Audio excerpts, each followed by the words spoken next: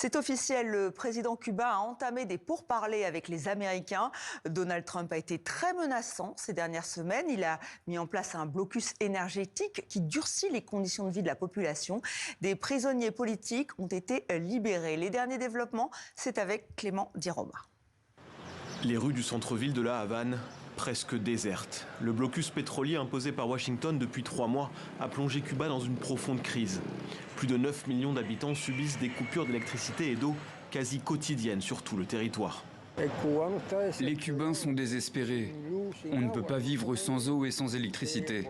C'est pour ça qu'on veut un accord. S'il y a des négociations, il faut qu'elles soient productives.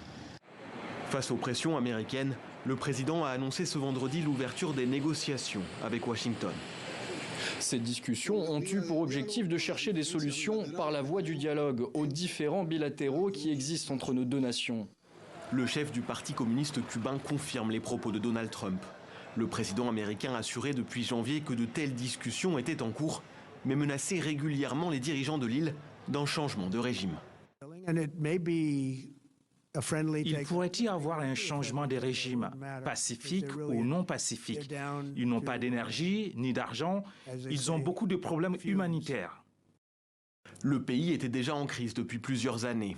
Elle s'est aggravée lorsque les États-Unis ont attaqué le Venezuela et capturé le président Nicolás Maduro. Il était l'un des seuls alliés de Cuba dans la région et fournissait la majorité du carburant de l'île.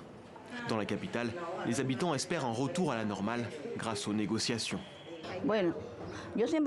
J'ai toujours pensé que nos peuples sont frères, que nous n'avons pas besoin de provoquer une guerre, que tant que les mots existent, on peut tout accomplir et que s'il y a des négociations pour que tout se passe bien pour nous, cette asphyxie que le gouvernement des États-Unis est en train de nous infliger peut être évitée.